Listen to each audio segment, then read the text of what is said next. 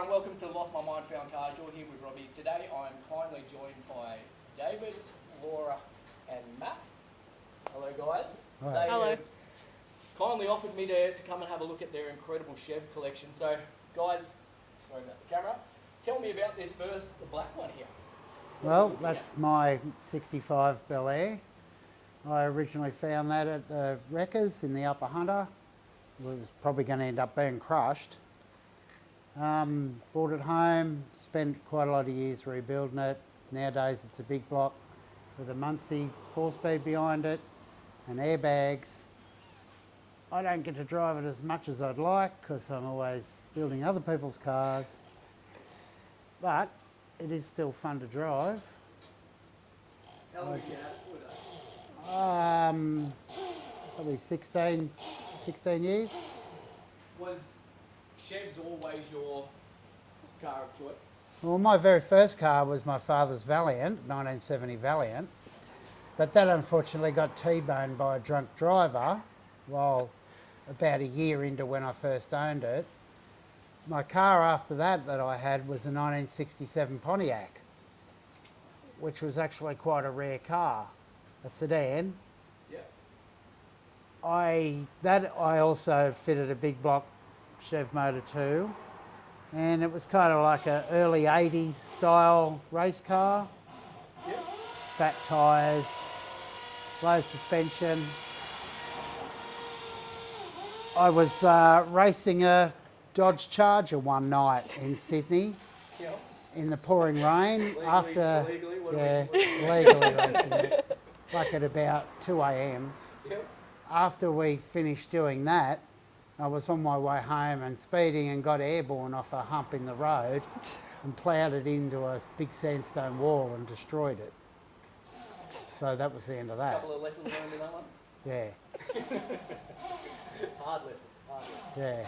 So, but you know, I've had quite a lot of other Holdens and Chevs since then, a lot of Commodores, VC, VB, VK Commodores, VNs, VLs. You're a General Motors man. Yeah. I have owned an XD Falcon Yep. and I owned a Laser. There's a laser at the top of the list of That was actually a pretty good car. I've had quite a few Toyota 4-wheel drives. Yep. You're a car man. Yeah, I've had a lot of cars. They've all had, I've done various things to lots of them. Had a few Monaros. Yep. Had a LE Monaro, which I rode off around a tree and tore it in half.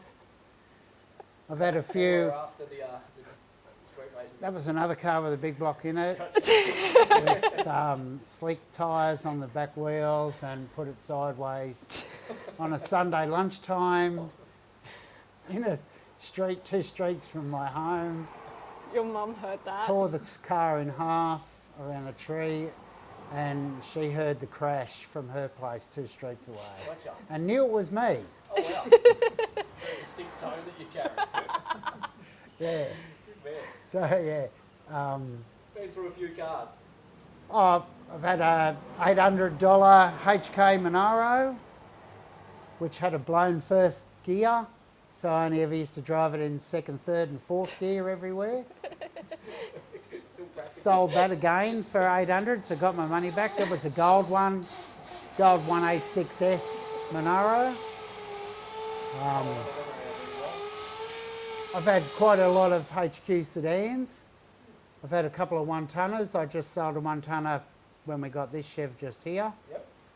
This is Matt's car. Yeah, this is Matt's Matt's 65 car. Bel Air. Next on the list. So yes, that's next on the list. Very cool. Just, you know, a couple of Tiranas. Yep. Had a gold GDR XU1 Tirana that didn't work out as a project, so I dumped it down the street. Dumped the shell down the street, and the council took it away. Do you regret that? Not really. Not really. I think we worked out this was the longest car you've owned. Yeah. That was going to be my next question. Do you think this is I think one this that's is the gonna- longest Yeah, car you've owned. I've had this one the longest. Yeah. Beautiful. So yeah, it's been an accumulation of many different vehicles Yeah, I love over the years. it. Laura, can you tell me about your car? Yes. It's a 1963 Bel Air. It's a two-door pillared sedan.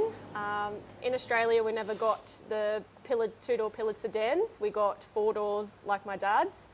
I believe it was from Los Angeles, and we found it online, and my dad came running in going, we have to have this car. It's the ultimate girl's car, being a two-door pillared.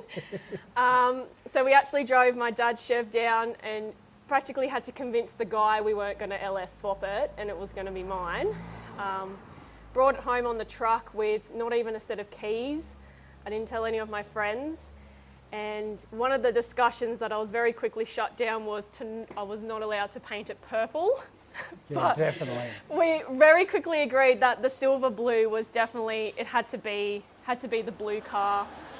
Its nickname is Frosty, as in Frosty the Snowman, because of the colour and the metal flake.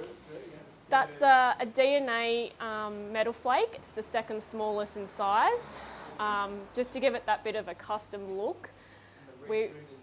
Yeah, that's the original interior. So it came from a kit from Psychedelic Interiors in Arizona. They're just seat covers over And my seats. mum kindly made some seat covers for it. Yeah. But it's originally the idea was to go complete stock, which very quickly changed. I went and picked up some springs one day secondhand, and this guy had some wire wheels, and I just fell in love with the whole wire wheel look. And then it just eventually became into my little lowrider.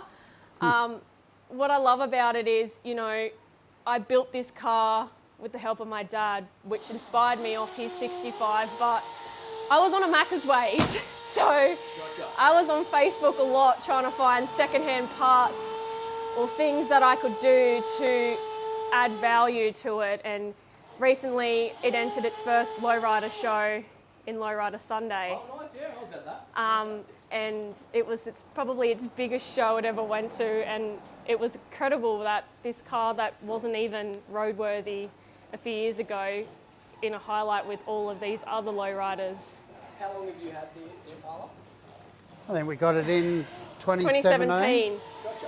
So And it was finished by 2018 2018 was its because first we had trip. to go to Chrome Fest Gotcha. Yeah. in October 2018. And then the following year in 2019, I entered a pin-up doll competition at Chromefest, and I based my whole theme, day wear, evening wear talent, based off the love of my car. So I had a little mini cardboard cutout of my car that we took photos of, front, side, rear, top, and had a little cardboard cutout. And my whole dress had the same American stars that's in the roof lining as my evening dress, and I was pretending to pump a tyre up. So I based my whole theme around how everything just came together and how much I like how cool my car is. Yeah. So has cars always been something you guys have connected over? I think definitely it did. I met David when I was in my teens. Yep. My mum and I had just moved from the city, and David had not long got this Chev. Yep. I'm like, what the hell are you going to do with that? Like, what? And I sat on a milk crate and I watched him take apart this motor. Yep. And a few years later, I'm like, how do you know that's going to go back together the way you took it apart? And it just blew my mind how we took a car apart and put it back together with no anything, nothing, knows where the bolts go. I'm like, how on earth do you know how to put that back together? It blew my mind, and I was learnt so David much. came into your life, did you have much concept around cars, or like just a thing that you went in as a kid? I always was that little bit tomboy growing up. I always liked the Japanese style cars, and that's sort of what I was more exposed to. In Sydney, there's a huge Japanese R35, R32, Skylines, all the Japanese scene. Yeah, and I was more exposed to that than the classic cars. And I still remember the day I first met David, and he picked me up from high school in this blue HQ, and all these year 12ers looking at this car when he started it, and the roar of it were like, oh my God. And I'm like, this is sick. Like, I don't know what it is, but it's cool. And all my friends are going, what car did you leave? And I'm like, I don't know, it's just mum's boyfriend's car. Like, it's so cool. How old were you at that stage? I was 13. I was in year 7. And then ever since then, I was like, you got to take me out in the car. It was just so cool. Like, it just became so like, there was something about it. It was just, I don't know, the old cars just, they have such a story, and it's so cool. And I think it's just so cool how you know, over the years I've learnt so much. Like, I was in the freezing cold out the front here, sanding back my car to the point where my fingertips came off. I think I still impress you by the way I know how things go together. It does. I don't know. I'm like, how do you know? If I take something apart, I've got to take photos of how it goes back together. And he doesn't even do that. He doesn't even do that. He just knows, and it's insane. I think it's a talent. It's got to be. Oh, it's beautiful. You guys get to do something. You get to spend time together. Like in the modern world, we don't have really much time at all spare for the most part. We certainly don't have enough time for our hobbies. It has gotten harder for me since I've grown up because I've started my real estate career, and I don't get to spend as much time as I used to being in the shed. So it has been a bit harder for me. You know, growing up, I was always at home and I was always helping out in the shed, or even if I wasn't, I was just watching. But now that I've grown up a bit more and starting my real estate career, I do find it can get a bit hard to find that free time. Even sometimes to go to a car show, it can get a bit hard sometimes. Have you noticed a difference in terms of stress levels and things like that, not having as much time on cars? Yeah.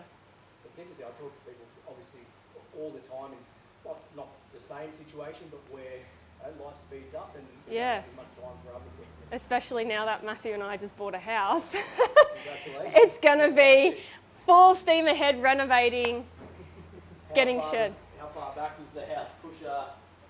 I don't know. I don't think it'll push it that far back. No, I don't we think always so make either. time. We always find time. That'll stay here for the next 12 months quite easily. And while he's doing that, I'll get that Ford finished. XY wagon getting done in the Sure. room there. Yeah. I'll move on to this pretty quickly. Yeah. So I've already built this one. So when you first got the black 65? Yeah. Did you say when you first got the 65? What condition are we talking? It was just a rolling shell, not even a rolling shell, in the back of a wreckers There you go. in the upper Hunter. I replaced all the quarter panels, half door skins, loads of stuff, floor, boot, loads of things were all rusted out, bent, broken, ruined. It originally had There a was hole no in the bonnet. interior. Okay. I had Yeah. to source a lot of other parts, like another bonnet, all the front. It had been a decent smash. And Laura, do you remember your first go in the 65? I did. That was the first classic car I ever drove. Wow, okay. So when I drove it, it had the original 283 in it that we rebuilt, and we took it off a back road, and I get the do not plant it, just gently, and I did a few laps and drove around, and then everywhere we went, I'd always had a go at driving it. But we had a paddock across the road from where I lived Yeah. in the upper Hunter, and so it was quite easy just to go out the driveway. Like I had a large block and everything, but we had a paddock just there with nothing at all, level paddock. So it was quite easy to get out there and just go around in circles to learn to drive. They learned to drive I learnt there. to drive in a paddock. It Just was a going little around in old, circles. little old Not much to Barina. get, which is a good thing, probably better than city in some ways. When we were actually, before the seats went in, we drove it around the paddock, Yeah. and he sat on a milk crate. So Dave taught you to drive as well? Yeah, it was. sort of, yeah. It was. There's the paddock. There's your car, and Yeah, off you go. you go have a go. And you go. a lot Can't of run into anything. a lot of bunny jumps because I straight away manual and I was getting so frustrated because I'm like, why won't it go? I couldn't balance it. It's hard. I have some older children as well, Okay. and they learnt the same way. Just there's the car. There's My the paddock. second figure it eldest out. son, who's not much older than them, Yeah. he had a Sigma station wagon. I'm like, there you go. Ran in circles, Yeah. ran in circles in the Yeah. paddock until you get it right. Yeah. Fantastic. No pressure, just do it. So I'll ask Laura first. Have you found that cars have been a big part of, I guess, your grounding and like self-care, for lack of a better word? I really think it has, and I think being introduced by it all at a younger age has really given me a more sense of appreciation to things and has sort of grounded me. I really hope like one day in the future I can carry this on, because I really do think there are some awesome people out there and you communicate, and I think it really brings a sense of community as well, even though, you know, I really don't think I would have been here if it wasn't for, you know, Well, that's all of I it. was going to ask you that. Yeah. Do you feel you would have found this path? I don't think so. No, I probably would have. I don't think so. No, I think being exposed to it has really given me, you know, we were doing car shows and I was doing all the pin-up side of it. So I even found the people with the cars and some of us girls doing the pin-up as well. There are some awesome girls I've met that do the pin-up and they have cool cars. I know a girl who's got a Volkswagen Beetle and so does my boss. She has a Volkswagen Beetle as well. And I think you meet some of the most incredible people that all have the most similar stories or interesting stories to share. I agree. I think often the stories are so varied and we all come from different backgrounds and find different ways into it, but it's always it's that connection and community like you spoke about. Regardless of the style of car that you're into, people tend to get similar things out of it, which I think is a beautiful thing. And I think too, there is sort of, and I've had it when I first started going to car shows for a little bit, there was a little bit of stigma where, oh, what's a girl like you with an old car like that? And there's still a little bit of that stigma around, and I still get a little bit, I need to have my dad or Matt with me because there's that bit of, sometimes people go, oh, well, why didn't you keep it original? And then you try and get the story and go, well, okay, and you start explaining your story, how, you know, I got it as a shell. And then they're like, oh, wow, that's so cool. And I think you're starting that conversation and people go, oh, whoa, okay, you didn't buy it like that? I think some people just get blown away and they don't realise how much time and effort and there's hours, certainly a lot of people that just show up in a car they just bought yesterday. But and there's so walk much away with all the progress. trophies, for instance. Get all There's the fame. so much. They've done nothing to earn that. There's so much process. Like you've got to sand, make sure there's no high spots, make sure there's no low spots. You've got to make sure everything's all lining up properly, the gapping's right. There's so much, you know. I think unless you've done it, I certainly haven't, but have friends in the industry of watching. Yeah. Here we go. You lose the appreciation of actually the physical hours that go into these things to... The pain is the trophy. That's what he always says. Says it to me.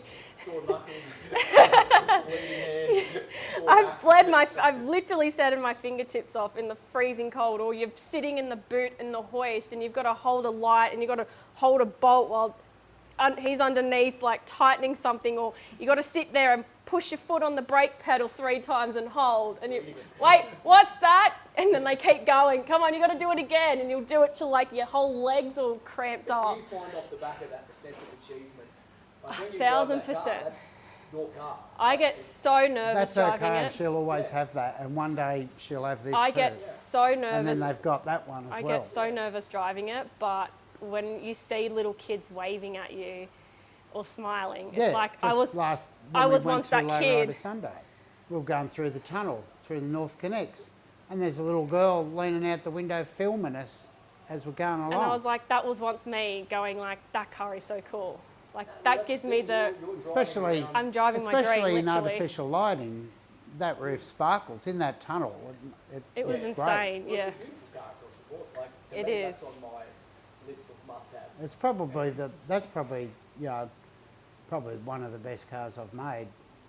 I think from what it started as. Do you think you put more into that because it is Laura's car? Yeah, I suppose, yes. Nice little show of But love. it's certainly unusual. It doesn't follow the grain of every other lowrider, of every other car that you see out there. There are no other 63s like that I've ever come across. There's no 2-door sedans, no 63 2-door I think sedans there's only about 3 or 4 I've seen. in the country. There's a couple of 62s, a couple of 64s. A friend of mine has a 62, but I haven't seen another 63 anywhere. Beautiful, it's unique. The good thing about this, that's my birth year, 63. It's also the best model, 63, out of all of them. Do you claim everything from 63 is the best model? Yeah. There's an element of that, maybe? The only better one than a 65 is a 68 Chev. Yep. The others are all rubbish in my books. Don't say that. Yeah, that'll get some hate in the comments. Good thing. Then we got to start a 63 versus 64 versus 65. Loads of people will go 64s are better, but I don't see it. Hang on, we almost had a 64. We had a, so I got a 64 Bel Air out of someone's driveway in Sydney where it had sat for 25 years or longer. This was before the 63. It was in a dead-end street. I show up in the Land Cruiser with a big car trailer. It's a dead-end street. The people are all out the front of the house. I come into the dead-end street, not realising it's a dead-end street. I see the car and I'm trapped because I had to make like a 75-point turn with the car trailer just to come back past the house. I couldn't get out of there and just drive off and not get the car. So we had to winch it out the driveway onto the car trailer. It was more than 100% rust. I remember. Oh, wow. We were coming up the freeway and there's like a cloud of rust dust coming out of the car. It's your car regardless if you want. We drove over 4 hours to get it home. I just where we used to remember live. coming out nearly in tears going, what happened? And it was just a nightmare of a thing. We nicknamed it Rustilicus, right? And turns out I parted it out. Whatever was sellable, I sold off it, and then someone bought the shell off me, and it went to Queensland. The truck driver actually called into my work. I don't have any of it left. I served him a coffee, and he's like, your dad told me to call in, and I went, yes, because that was meant to be my, got to say goodbye. that was meant to be my car, bye. That was meant to be a project car, but it was just too far It gone. was so And I couldn't look at it beforehand. I bought it kind of just with a sort of photo of it. Yeah. We couldn't leave the address because the whole family were in the front yard and were looking straight at me. I couldn't just drive off. I don't advertise that on the trading post. You know, so we were trapped, so I had to get it. It was only a couple of $100, so I should have realised that from the price of the thing. It's all part of the journey to this. But it led to Anyway, the 63. I ended up parting every single part out of it, sold the lot. Did you still have the ashtray? I have the ashtray. Still have the ashtray. Which is like, that big. So that was just another one that's come and gone over the years. I had another 65 like this that we got for free from Nelson Bay. That probably could have been saved. I didn't really need it, so I just kind of left it parked in the yard. But when we sold that house and had to move in, some cars had to go. I had a couple of Commodores, another Toyota Hilux and other things, which all had to get junked. So that 65, someone actually bought it off me. Okay. So it went to Queensland as well. Well, that's living its dream somewhere up there. So, so there was a few cars that went in a big skip bin and, went and got crushed. Sigma station wagon went and got crushed. A Volvo sedan, an anniversary model, went and got crushed. A few other things, but can't be helped. You can't take everything with you. And as you can see, I only have this much space. Whereas I had enough space up there for probably another 50 cars. A good spot. Yeah. The last question I want to ask you guys, what do these cars make you feel? When you drive them, what is the feeling that... Nothing really, to me. Well, I grew up with my 67 Pontiac that I had like in 1980 was a 13-year-old car. Right? All the HQs I've ever had were all still like 10 years old. So they're not old cars to me. Oh, he does smile. You do smile. I like driving this. It's a love-hate relationship. I like driving that one too. I'm happy to take that off your hands. I like driving them. But I'm too busy most of the time building other people's cars. But, I'll make time to go around the block in it, in this one. Yeah. Or we went and had a look at their house yesterday. Okay. Yeah, he took a photo at the front. In it. So I do drive Get it. something out of it. It's good. Yeah. But- I'll ask you that question, Laura. What feeling does your... I think it's cool. I think I always get so nervous, and even Matt says it, like, can you just chill? But as soon as I go around the corner and it bangs into the next gear, and I'm like, let's go. Let's go. There a bit of freedom in that as well? Yeah, I think there's something about it. Like, I have a Mazda and I absolutely hate driving it. I think it's terrible. It's got bells and whistles and things. That you hear the squeaks, you hear the rumble, you hear the speedo trying to click over, but it doesn't tell you how many miles you've been. It just ticks away. I think there's something about it that like you said, it's freedom. It's alive. It is. And people hear, I'll be at the lights and people are like, what is that sound? And even when we start both these cars in the shed, it sounds like a thunderstorm rolling through. It's kind of cool. It's such a, well, they're quite authentic too. Like modern cars, they have everything as you said. I just don't think they have much character. No, of course not. No, they don't. They're not even. When you're driving it, you're driving it. And you know you've been in it because your clothes will smell like, fuel, and your hair's all messed up and you've sweated all your makeup off because you've had all the windows down and your arm's sunburnt from holding it up, cruising along. You look at a new car ad, they don't even tell you its performance characteristics. No. Fuel economy, nothing. You don't get any of that anymore. But these cars weren't old cars to me growing up. Yeah, it's a good point. As you said, it's just normal to me. 67 you said was a 13-year-old car. So Yeah, that makes sense to me. And I'm basically nostalgic to an era I don't even know about, but I think it's cool. I think the word that I always come back to is character. Yeah. Like, all my mates had Fords and Datsuns and Holdens and Chevs and Minis, things like that. We all used to just hang out at each other's house and do whatever needed to be done, work on cars or go for racing at night time. We used to go out to Silverwater, we used to go to Yaguna to street racing at the middle of the night, weekends. We used to go down Brighton Sands to Hasham's near the airport there to Friday and Saturday nights or even midweek. Street racing, things like that. There with your mates, you're connecting. Yeah, I guess that's the thing. And then the next morning we go to work. Yep. It's good. It's better than many other ways of spending your time. We all worked in factories and some were printers. I worked in a foundry. Other guys were sign writers. We just all had trades. Did what every other guy our age did. Just worked on their cars. Yeah. That's great. I think it's a good way to grow up, good way to spend your time. Well, guys, I really appreciate you sitting down and talking about beautiful shirts. Thank you.